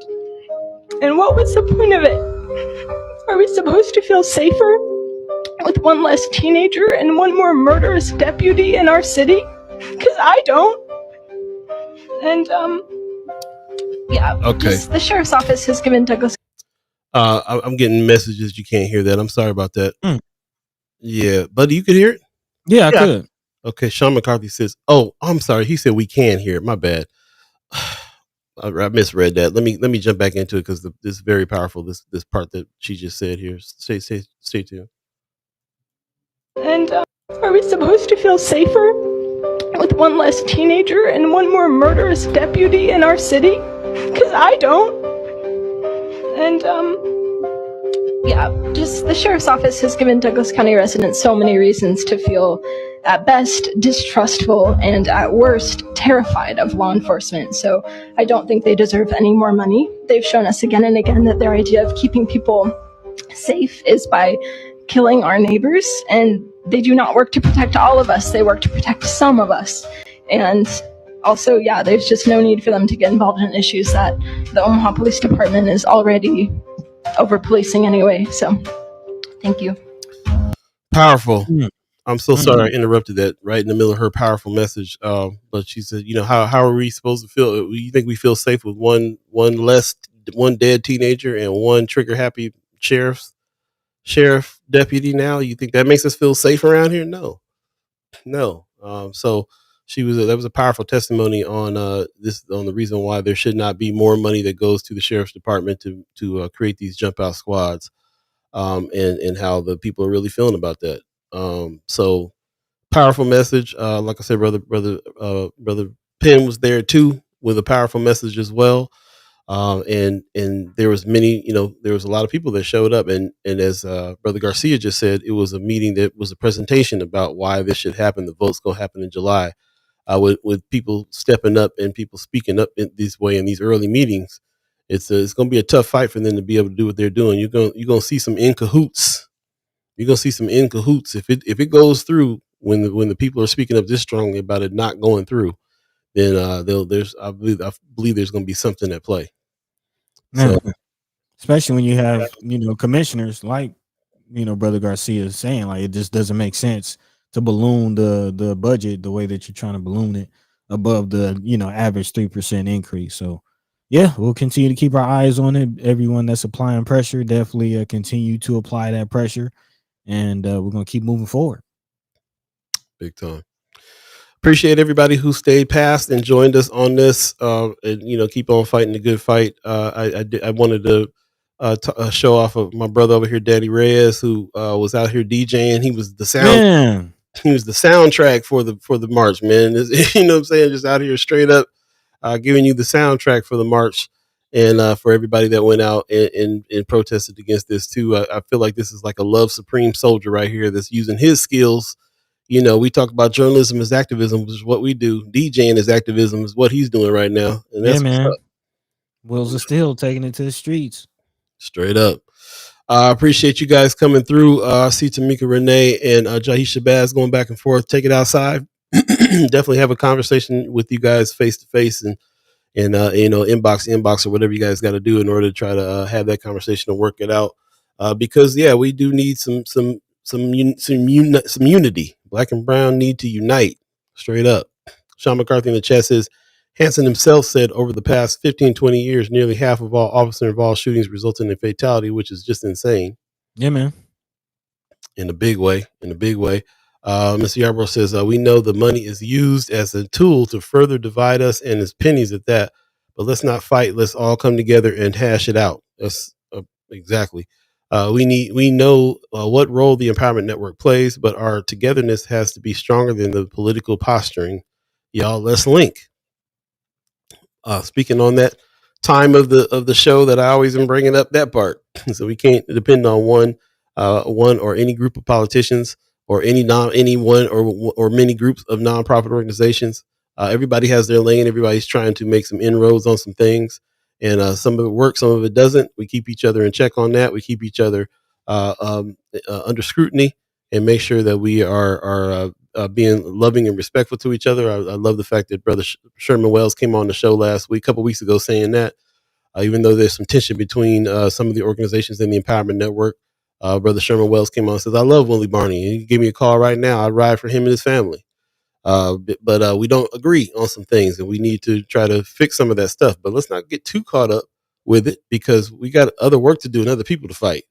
So I really want to encourage that, man. Sometimes we got to get past some of the things that we think are not quite right in the house in order for us to make sure that we keep people from coming in the house in the first place. And right now, everybody kind of needs to stand up against the door and a window and do that, man, because the enemy's coming in. Focus on what you can do and do that. Yeah. So yeah. Marianne Williams is bringing up a good point to not forget. We can't elect city police chiefs, but we do elect our sheriffs and can do something about that. That's another thing too, man. The election, ballot, and the bullet. What was that? Top five? Yeah, the top five. Next year is going down. What is the top five? It's Don Klein, Don Bacon, Pete Ricketts, Senate, Ellen Pillen, and Aaron Hansen. There you go. Precious top five to vote out next voting season. So we'll see. Roscoe Wallace, I appreciate you coming through this way so we can all get it done together, bro. That's the only way we're gonna get it done is together. Man. No way. Also doing to acknowledge Brother Roscoe Wallace. He says, brothers, I would still like an opportunity to share some of the work we're doing in the community with the youth. I actually did see you on the news the other day. You had a news report about some of the work that you're doing in DCYC. So we are short on time, but man, send some of that our way. Send it our way. We'll give you a highlight. We'll big you up, any way we can. Yeah, man, for sure. And don't forget, like I said, Friday will be our last show of the season. So definitely tune in there. We can kind of do a wrap and have a little conversation about what's going to come next. But we will be busy over the break. The break ends on July 14th. We'll be back with the next season. Space is the place. But during that month-long break, we're going to have some outreach, just more conversation. Friends of First Sky Omaha. We're going to be working on some video pieces. We'll even do some interviews in between that time as well. Some video won't be live, but it'll be recorded and stuff that we can play and be able to show some stuff. I really want to do that as well, as be able to show more of what's going on out in the public too, and not just comment on it on the live show as it's happening. So we'll be doing that. Of course, we'll be doing the Chat Chimers kickback as well, so we can kind of have some fun together as well, man. Like we talk about heavy stuff on a regular basis, but sometimes we need to let loose, fire up that grill, get on the domino table and let Kimmer beat you. Man, all the stuff, all of the traditional things that happen. Maybe a little jam session again, some DJing, maybe chef with some food again, man. Yeah, man. I think there's a lot that we can be doing here, and be able to spend some time with one another as well as part of that. Also, content creators camp coming up as well. We're looking for some young folks this time to really kind of bring in and teach the tenets of this. As we can see, is very needed. Yeah. So many messages went out yesterday. Brother Garcia, Roger Garcia, Commissioner Garcia, put some respect on his name, came in on his live saying, listen, I'm not seeing any official news on this yet, so I'm just going to come in and update the people.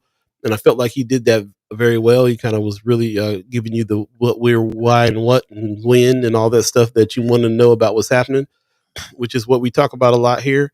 But there's a lot of people that were out here trying to spread some information. Some of it good, some of it needed to be verified. And while the chaos is happening, you really kind of do your best to give some true and right information and not just emotional information out there. And here's a good way to do that. Remember, salute. These are some of the things when reporting information, share as many details as possible. The details is what helps you provide a true story here. As many details as possible to make the message helpful instead of spreading fear.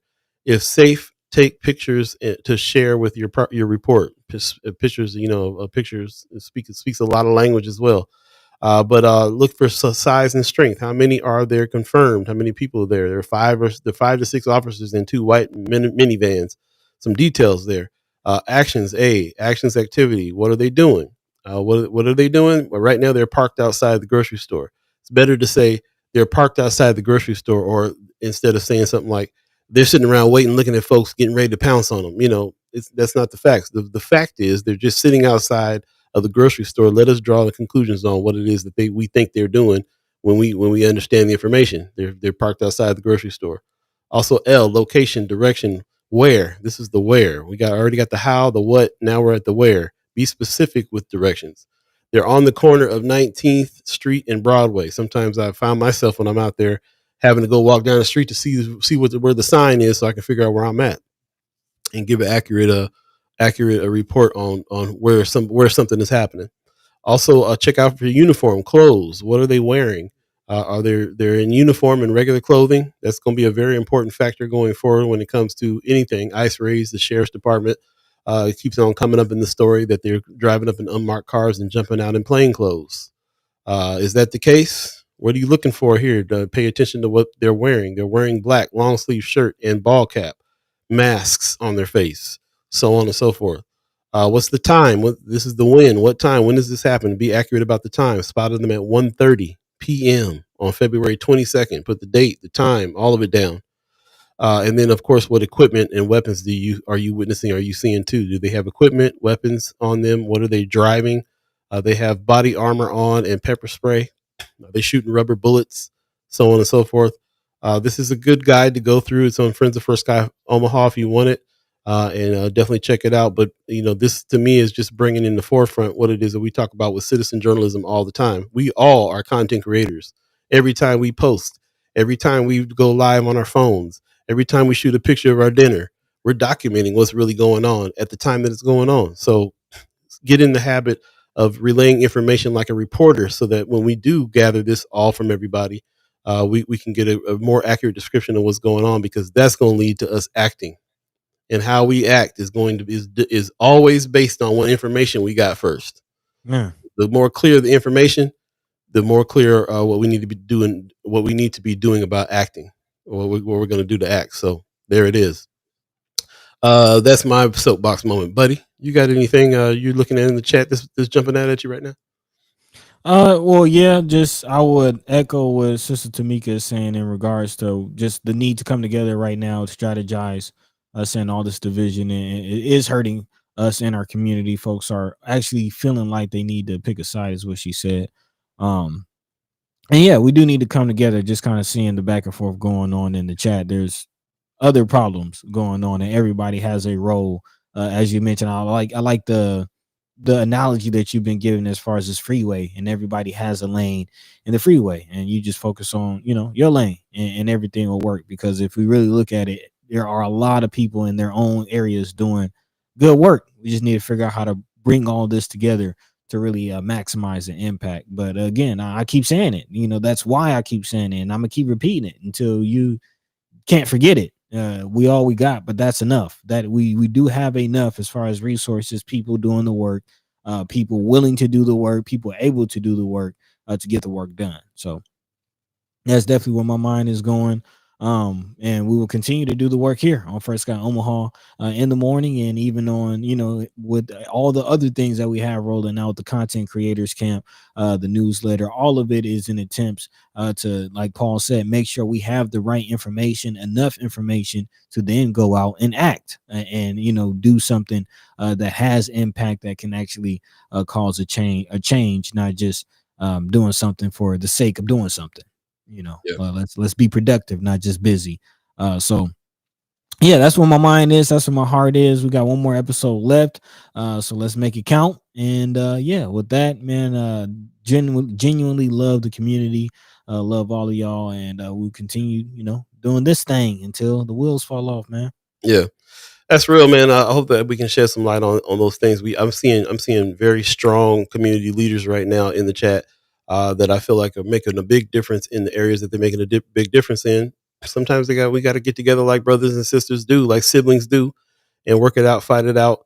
Let's just make sure. I just feel like I always try to do is remember that some people got a different style of doing things. One thing if they're blocking something, if they're hurting a cause, if they're doing something to hurt a cause. But it's another thing if they just have a different style of what they are doing for that cause. And I try to remember that as well. We can't get into style battles with each other. Everybody got their lane. The lane is your style. And as long as it's moving in the right direction, then we can all kind of stand together and do what we do, how we do it. So we'll keep on trying to help that and push that, knowing that it's going to be a lot of internal push as well. But that's what this is here for too. I don't want to take away from that as well. Sometimes we need to make sure that we get together, like I said, like siblings do, fight it out, work it out, get on the same page, because the enemy's at the door. So we got to do something about solidifying up in order to battle that. And that's really what it's all about. So that's what's up. Community approach, like Kimra Snipes is saying right now. That's why One Omaha, we approach community with an asset-based community development mindset. Neighborhoods, these are all things that I've learned from Kimra Snipes and some others out there as well. So yeah, this is definitely I've learned a lot from everybody who's been stepping up and putting boots to the roots. That is what my algorithm sees mostly is I've cleaned out a bunch of people that do a whole bunch of talking. I've cleaned out a whole bunch of people that are doing a whole bunch of complaining. And my algorithm does reflect more of people like Kimber Snipes, more people that are out here actually making a difference and putting boots to the roots. And Jahisha Bass, Roscoe Wallace, Brother Kasim, Brother Sherman Wells, Miss Tamika Renee, Miss Brianna Full. Look at who's in the chat now, and think about the leadership here. Man, and yeah, speaking of that, the leadership, echoing what we're saying, and I think this is a good point for us all to kind of leave with this energy. Brianna Full, good morning, sister. She says everybody has their lane. We all should just do what we can. Brother Jahisha Baz giving us some kudos. He says, thank you, brothers, for the show. The friction and tension is part of our growth process. It's all natural, brothers, and I definitely agree, and I appreciate that perspective, because it's growing pains, but don't ignore the fact that we're growing. We're growing. And also Brother Roscoe Wallace giving the brothers some love. He says, Sherm, Kasim, Ja, we love you, warriors, and we're all warriors in our own right, man, and we're gonna keep pushing and figuring out how to, Sister Jacoila Yarborough, that's a good point as well. She says your crackhead cousin might do good yard work consistently, but it still stings when he steals from you. We got to acknowledge when people in the community hurt the community, and that is a reality. But as I mentioned in the last episode, we got to go through it. We got to figure out how to navigate through it, because what we're all fighting for and what we all know in our hearts we can achieve is right on the other side. So there you go. Thanks for joining us and staying with us late today on this second hour, basically inside the second hour of the show. We'll probably do the same Friday, because it'll just be time to really wrap up what's going on for us with the season. Don't miss Friday's show. It is the finale of the season. Ballot, it started off the ballot or the bullet, and we've changed it to the ballot and the bullet, because we've been asking the question this whole season: what is your bullet? What is your lane? What is your style? What is your fighting technique? It could be anything, man. When I get a picture like this, Brother Ray is out here and he's instead of holding up a sign, he's holding up the speakers. I love it. That's his lane. That's I his. love it.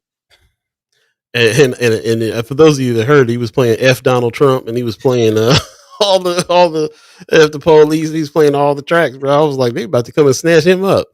But that was his protest, and everybody got one. So that's what's up, and appreciate it. And this is ours. Journalism is activism, season 1. That's where we come from on this, and this is part of it. We started off doing news and really about the news dissemination because of the radio, just like a radio show. But it morphed into what we got going on now, which is actually an outreach, a discussion, a round table, if you will, 3 times a week with the public, with the community, with y'all.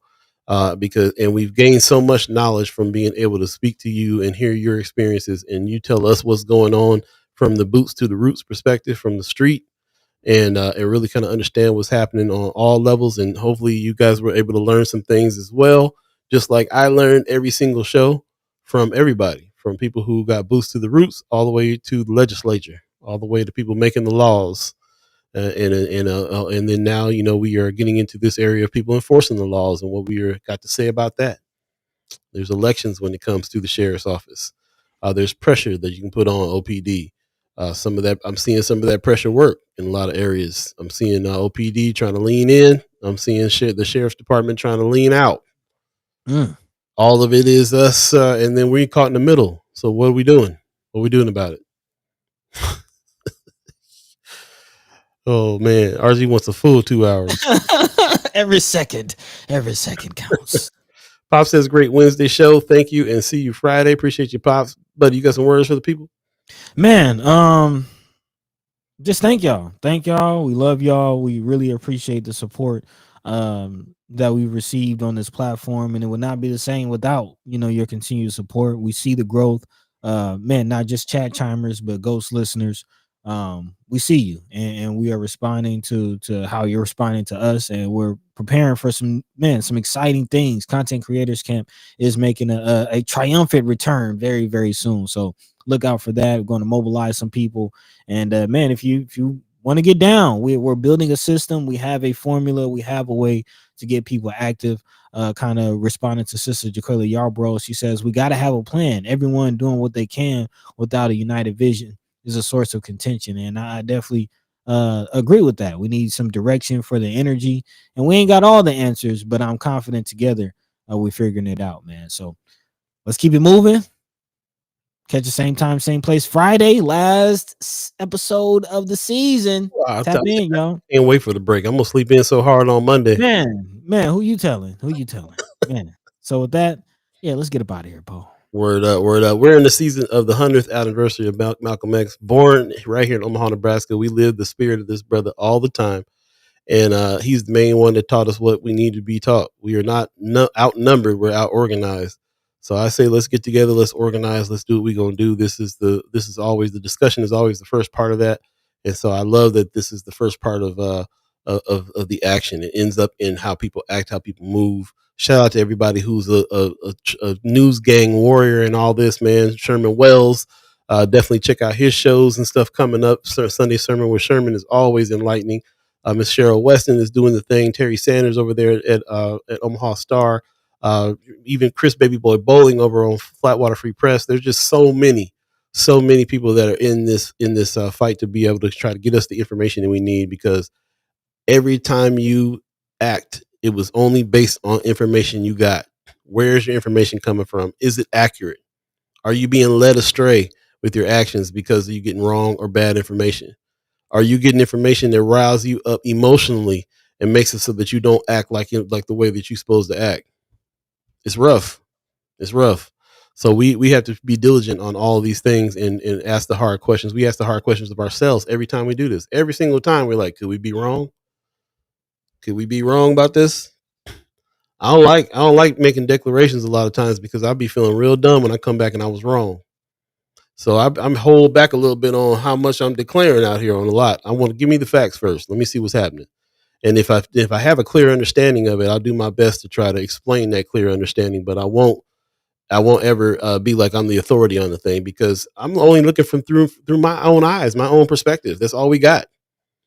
So when you think about it, you think your own thoughts about everything. You filter everything through your own mind. So how do you get separate minds together?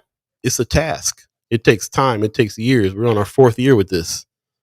So it'll be something that is an impossible situation to get everybody on the exact same page. As a matter of fact, I would never want to do that. It sounds very fascist to me to make everybody think the same on everything all the time and have one way to do things. Man. It reminded me of a video I saw. I know you see this young brother with the glasses going in on his cultural breakdowns, and he had a whole breakdown about what unity looks like and what solidarity looks like, and the myth that solidarity is agreement, and it's not. It's not. Actually, as the old saying goes, make sure that the right hand don't know what the left hand is doing, but together they can sweep a floor. Sweep somebody. Hey, I'm just saying, again, we all don't have to have a full understanding of everything. Yeah. Just what can you do? Focus on that, and let's get this thing done. Yeah, we don't put hand on somebody. We put hands on people. Hey. It is what it is. Ariel's 402. I love what you're saying. I'm gonna go on. I'm seeing what y'all talking about. Yeah, I see y'all trying to bleed us. Yeah, man. You know what I'm saying? And Kimber's like, we got 8 minutes, y'all. Ariel's 402 flowers the first guy for encouraging us to stay in our lane and giving us a place to park and get energy, fuel to get back out there. Flowers, man, appreciate you. You just summed up exactly why we're doing what we're doing for this exact reason. That's what it is. I appreciate that. Brother Jahi Shabazz, everything bleeds in it. We need to be clear about where things bleed in and develop collective strategy from pretext. Yep, understood. Really glad I got to know some of what you went through, Brother Shabazz, over this course of this season. Really respect your way. Got to know you a little bit better this year. Matter of fact, I wanted to have you on the show this season. Maybe we can talk about it on Friday if you get a chance. So I'd love to talk to you a little bit more about what's happening too. And the next season we'll be really diving in because we'll be talking because Space is the Place is going to be the season that we're coming up on, really talking about what our place is here and what our lanes are here and what we, just the whole subject behind the space that we occupy in our city, in our community, and what we can do here. So I can't wait to do that next season. Really dig into what is your lane. We talked about what is your bullet. What's your bullet? What's the thing that you do to fight? What's the thing that you have to fight the fight? Now we're getting into lanes. That's part of Space is the Place as well. Next season, what's your lane? A question that we might be able to put out there. Let's define our lanes and see how they match better. See what they work. Which lanes? You in the fast lane? You in the slow lane? How many lane freeway do we got right now? What city are we plowing through with our freeway, with our combined lanes? Let's make it happen. So with that, because I'm gonna be a rebel, I'm not giving y'all this last 4 minutes. We're gonna go before 2 hours. Try to drag it out, y'all, but hey. Nah. Yeah, we'll do it. All right, man. Yeah, we'll get a hold of you, Brother Shabazz, for sure. And again, like Buddy said, tune in Friday for our very last show of the season. It's going down. So shout out to all of you. He says, I'll behave. I know, bro. Appreciate that, brother. Appreciate it. Show. You know how we roll. I remember when somebody first gave me the idea. So you got to have Brother Shabazz on the show. I'm like, that brother gonna come on here and just murder everybody. Man, I gotta tell him way in advance, bro. It's a family show. Don't cuss too much, all that. But like I said, bro, it's more important to hear from you. However you express yourself. Number one. Number two, I've seen you in several meetings now. Very controlled on how it is, and it's very powerful how you were in Hance's face, Schmatter's face. Very powerful. You need to hire civilized law enforcement agents. Like, it was very, very powerful and clear. Nothing nobody can do but shake their head. You're right. And really, Schmatter heard him because that letter is evidence. He's trying to clean up the trash. He's trying. He's trying. I love this show. This is what we do. Shout out to the Omaha Tribe elders for allowing us to be on this land and speak while we're here. Shout out to our elders allowing us to speak before you.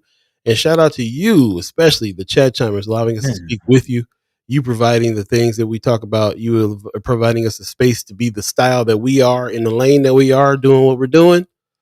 Make us feel like our style and our lane has some merit and is making a difference. So I appreciate y'all in a big way. Everybody, especially. I feel you don't even know, man. I'm looking at this chat. I'm like, we speaking to the leaders of Omaha. Every time I see a name on here, I'm just like, are you kidding? These people, these are the folks that are in the trenches, bro. Boosted roofs. We may not have a whole bunch of numbers watching us, but we got the right heads looking and speaking up and being a part of this. So, man, I'm I don't know how we work that out, huh? I have to push back on that, man. I'm gonna have to acknowledge our ghost listeners. Apparently, it's more of them out there than we realize, man. So anybody not in the chat, not chiming up, you going to and fro, you doing your morning commute, you're making breakfast, you're attending to the babies, you're just getting off work from an overnight shift, whatever you're doing, man, and you tuned in right now. We appreciate it because we're doing it for you. We're doing it to have a place for us all to come to an understanding of what's going on around us, because there's so much chaos, so much confusion, so much intentionally. I mean, the algorithm is the algorithm for a reason. There are people with the resources, with the ability to control the narrative, and we're here to reject that narrative and come up with our own. So thank you. All right, with that, we're stopping right there because it's 9:00 on the dot, and if we get to 9:01, they're gonna be like third hour. So we out of here. Peace. By the way, Vanglorious, this is protected by the red, the black, and the green.